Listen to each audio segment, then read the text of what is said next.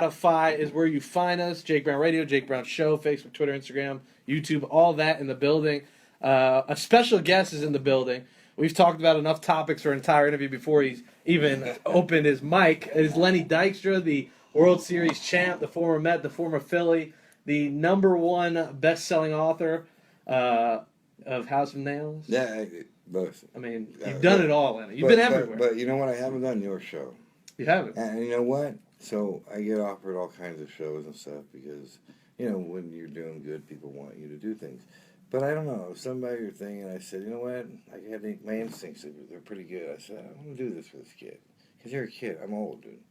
You're 25. You got the world by the balls. And you said, my instincts are never fucking wrong. Never if I have to quote the wrong. exact email, that is what you said. Never wrong, dude. When I felt people following me, it was weird, dude. I was like, it was the federal government. No, they put me in their hotel for 3 fucking years, dude. Jeez. Free fucking room service, health care. Just a little, boxy. But that's all past, Now we go forward, and I'm happy. I mean, I don't live back there. Where are you at right now? You live in California? Yeah, I live in Beverly Hills. My buddy's got a guest house. I take it, I use it as a weapon. It's a big mansion, and, lucky Sperm Club member. And so, big guest house. And but I'm in New York all the time. This is my city, man. New York is... See, L.A., I can't take it. It's like the land of the great pretenders, But the weather is so fucking good, dude. I was just in Carolina. It was 60 to 70. You can say fuck, right? You can say what you want, yeah. Okay. I was just down in Carolina, 60, 70. So Carolina? come here and it's like 30 and freezing. I played in Shelby. Fucking scary, man. It's a scary world down there. Anyway, the bottom line is that that's the area of baseball and professional sports that the public doesn't realize. Mm-hmm. I mean, if you think about baseball, and we're not in baseball season, but if you think about it, it's all about one thing: you either fail or succeed. Meaning, you get a hit or you make an out. So if you make an out, what happens? You walk the gauntlet. It's like a Russian. Nobody says anything to you. What are they going to say? Good job? You're going to fight them. Mm-hmm. Because, you made it out. Yeah. Then you got to put your helmet in the rack, and, the coaches look at you there he is. So you feel like a raisin. And then if you get a hit, everyone's high-fiving you. So it's all or nothing, and that's why people have so much trouble playing over the 162-game schedule. It's a much different deal. It's not baseball like you think it is. It's about having a plan and sticking with it. And day in, day out, you'll get the results. But it took me a long time to figure that out. How tough was that grind of the 162-game schedule? Obviously, you've said in the book about taking steroids help you get through it and all sorts of different things. It's a long season without your family and all that. It's like a long season without fucking Decaduraballing, bro. No, but my story on that is actually a great story because when I was playing with the Mets, and I love playing in New York. Come on, I won a World Series in New York. Mm-hmm. It's the best, best sports city in the world. And they have a couple good shrinks here, too. Because I traded to Philly, and to get away from my wife, I liked my wife, but I wanted to come to New York, so I went to saw this shrink on the Upper East Side. He always hit me for $1,000 a session. Upper East Side is bougie. Yeah, I've said it before. All They're I very do is bougie. I just want to hear my stories. You just want to hear my stories. Yeah. Continue. Go on. Continue. And then the clock would hit that 50-minute mark. Doesn't matter. I could be saying, I'm going to kill myself. You're out. Next one, they shut you out. We'll see you next week. They keep their voices down like that. Yeah. Like the umpires do. When I say the umpires, is that really a strike? Well, now you lead me into, we can talk about umpires. Another thing they control your life. You talk about in the book, $500,000 you gave to as an investigative. Yeah, no, a bunch of big firms, dude. Look, I learned at an early age that I'm not a big guy. Okay, I knew I could play. I mean, that wasn't my problem. I could hit and I could, seal bases and run. I knew how to play. That was it. But I knew that as you move up, the pitchers get so good that these borderline pitches, if they call it a strike, it's 0-1 as a league average. You're going to hit 180, and that's a fact. Now, if it's 1-0, you're going to hit 280 to 300. So I need that borderline pitch to be called a ball. See, and how do I get that? I ain't gonna by brown. I ain't gonna brown nose an umpire. I can't take it. Hey, how are you tonight? How are you? Who gives a fuck? Mhm. So I just made it. I made certain that I didn't have a problem, because their blood's just red as ours, bro. I mean, some like to gamble, some like whatever. You know. I mean, Was that helpful spending that money for that? Helpful. Did it changed everything? Yeah, what do you mean? Like $30 million, they led the league in hits, they led the league in walks. I mean, coincidence? I think not. But the biggest thing that helped me was the steroids. Mhm. And I say that because, and it's not, I don't recommend this for kids or anything, but understand something. I'm 5'9", and I'm 160 pounds. Undersized, yeah. No, but remember, so the first few months, I'm coming out hitting 3 bills, no problem. Okay, but see, I couldn't hold up over the long haul. So I didn't forget how to hit. I didn't have any strength. So, you know, I had trading 89 halfway through the Philly said, you're going to be our guy. I timber, okay? Meaning, I just bat felt like a telephone pole. So the general manager, Lee Thomas, says, look, we're going to give you 90. You're going to be the guy every day. Mm-hmm. So and I'm saying, like, wow, they don't know. They think I'm not an everyday player. So now I'm in Mississippi. People live there, by the way. And I say, I don't know what I'm going to get. I don't know anything about it. I'm so far ahead of the curve. I go to the library and I find this thing, Ben Johnson. Remember the first sprinter? Mm-hmm. Yep. So I make an appointment with some hillbilly in Mississippi, doctor, and I said to him the truth. I'm being honest. I said, look, I have a chance to make $30 million, but I need to stay durable. I'm weak. I'm too small. I don't need I don't need nothing to hit or play baseball. I can do that. I need something to keep me strong. I didn't know what he was going to give me. He gave me a prescription. I went to Rite Aid, waited in line. He says, come back, I'll show you how to do it. Next thing I know, he's got a harpoon waiting for me. Boom, bing, bang. That was a Rite Aid prescription? Was it anabolic steroid? Of course, waiting in line. I waited in line with the other commoners. Huh. The commoners. I was in line with What are the effects it has had in the long run? Has it affected you in the long run? Why, you mean because of the way I act? No. But see, Not at all. See, I'm just wondering, because it has long-term effects on people's bodies. But remember, everything isn't always as it appears. So my speech right now, he's probably thinking, I says enamored. No, dude. I have no teeth, dude. So I'm in the process of getting implants. Mm-hmm. Yeah, they cost a lot of fucking money. Mm-hmm. And the dentures, fuck the dentures. They hurt. No. So I just go without the teeth. I don't give a fuck.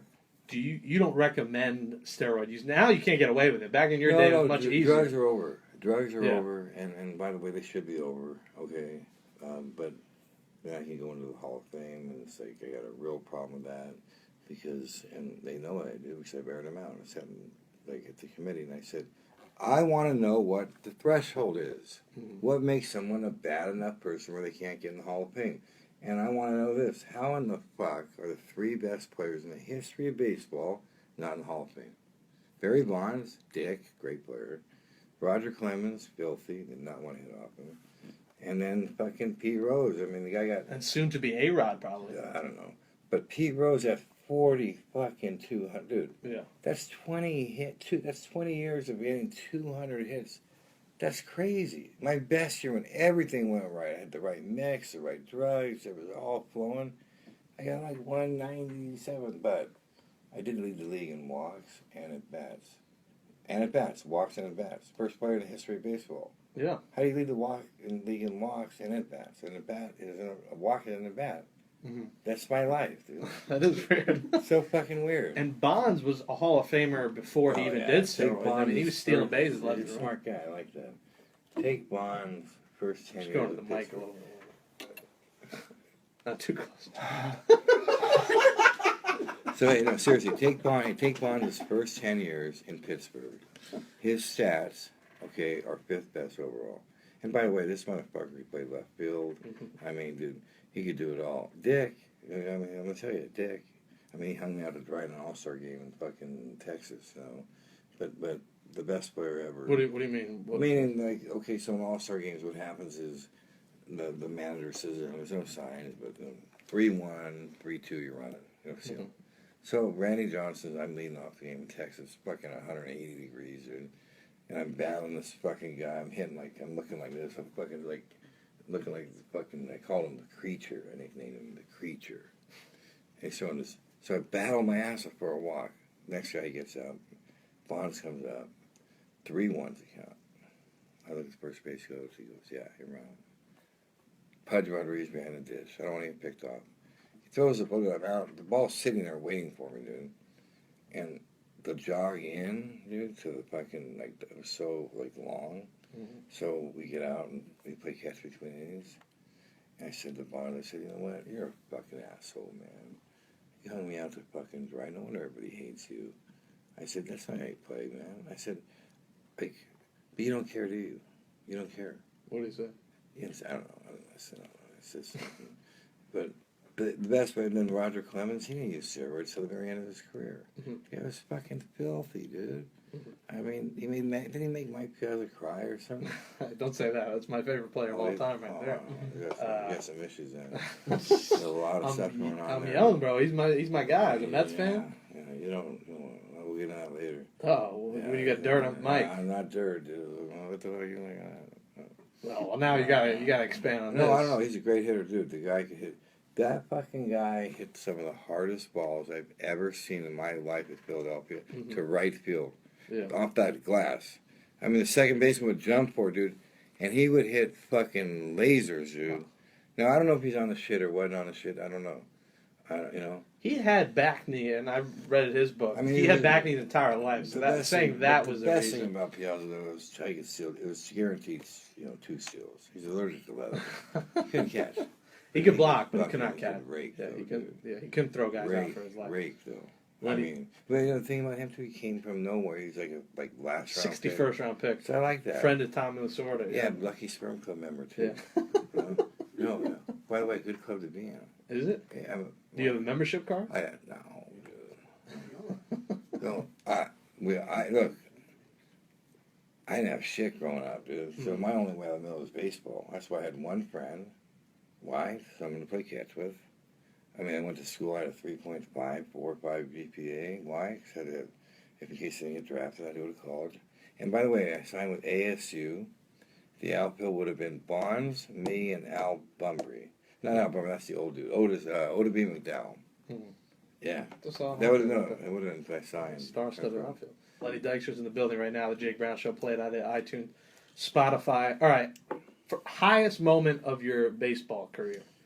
I mean, without was it winning World Series? It has to be that, of course. But like, if it's personal, it's.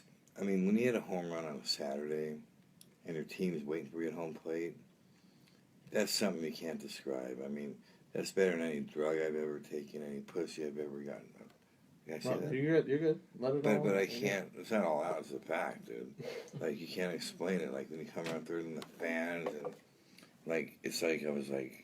It was like surreal, and that put me on the map. And then there were other ones. That was it. I mean, how can it not be? Winning the World Series is a given, But you have said that you enjoyed playing in Philly more than you did in New York.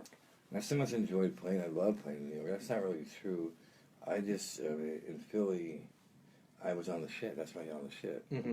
So like I walked in the spring training. I walked in the spring training, dude. Like I had a 15-inch cock, and I said, "Listen, motherfucker, there's a new sheriff in town." And it ain't Reggie Hammond. Mm-hmm. Remember 48 Hours? Mm-hmm. Remember Reggie Hammond? What year are we talking? I might have been 2 48 years Hours, old. Nick I was born in Nolte, Eddie 91. Murphy. Nick Nolte, Eddie Murphy. Oh, okay, yeah. Yeah, he said, never mind.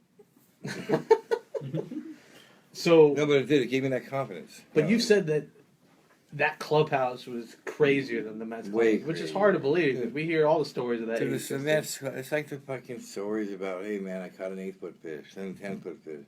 Dude, I never even saw drugs. I never did a drug run with the Mets. I had a few beers. I mean, I was a kid. I was just happy to be there. Now, I think our boy Doc and Straw, like, they dance with the devil, I think, Yeah. Or whatever. We got the glass stick going. I don't know. I didn't see it.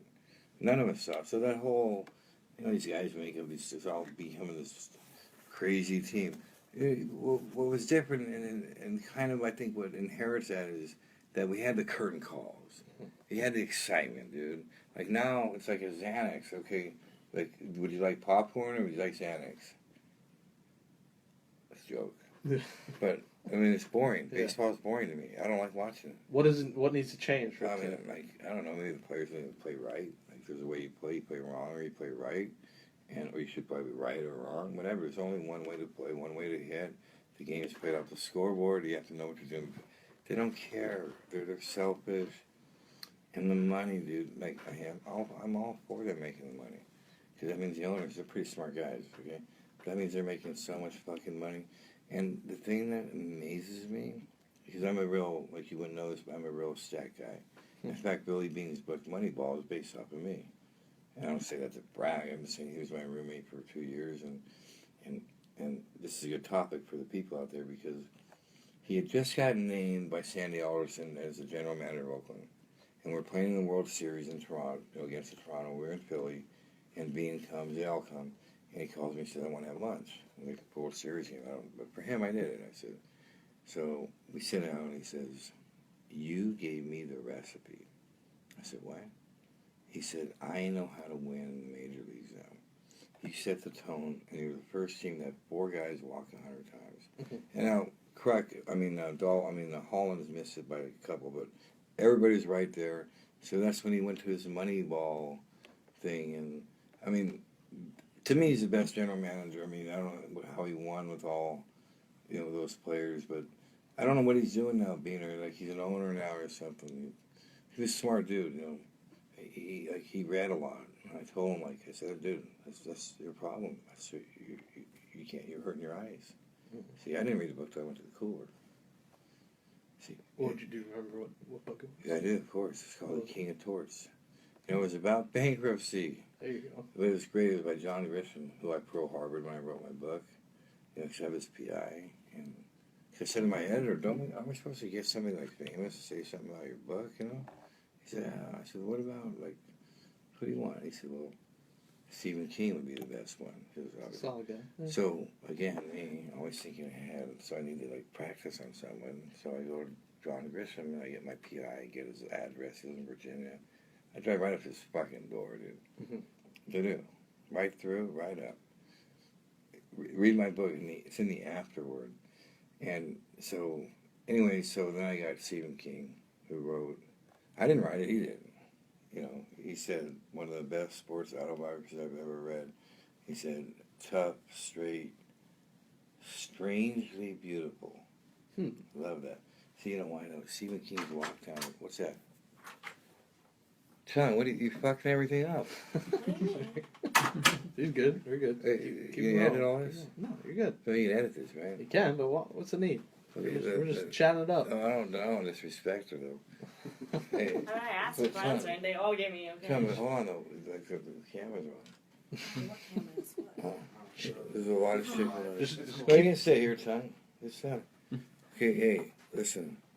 See, dude, there it is again. My problem as a man, I'm weak. I'm a weak man. I love, to help, women. I'm not going to talk about it too much here. Well, you could hear the stern and You won't ever hear it all. But what hear it all there. Is that's what I do. See, everything below the waist will be heard there. I thought God put me on the earth to entertain people on the baseball field. That's pretty good at it. That's not it. He put me here to help women, dude. That's what I do. That's John. Is he accurate with his statements here? Yeah. Fuck yeah, man. And listen, I don't ever say something absolute certain unless I'm right. I don't know. I would say. So I wrote a book that I started learning words, approximately. SAT word there. So, I know my book, A Good Story, No One Knows You, the first time telling. So when I fired my ghostwriter, because he's fucking so bad, I said, what the fuck? I couldn't take it. I'm a year into it. So I said, you know what? I'll write it myself. So what I thought I would do, because I can't write, dude. So I said, I'll just cut and paste articles and put it together. So the first set I sent in, my editor says, what the fuck is it? What is it? I said, what's this? He said, it's all plagiarized. I said, what's that? Because dude, they have software now that can pick up anything. Yeah. So then I had to sit in and realize, I really do have to write this book. I locked in a room, dude, for 8 months, blood on the keyboards, and grinded. You know what I said? I'm just going to tell the truth. The whole truth, everything. Meaning, and I did, and people embraced it, and it came out great, and I'm... 6 million copies? Yeah, no, that's American Sniper. It's very hard to sell books nowadays because the publishing companies do this thing. They make it so you really can't. So I didn't write the book for money. I wrote the book that like set all these bozos straight. Like some of the shit I read, like it's like hilarious. It's crazy, but it doesn't matter, dude. I mean, I don't live there. You know, I live like right now. I'm gonna go have a dinner, a steak, Delmonico's, and you know what the magic is, bro? I do it with no fucking teeth. So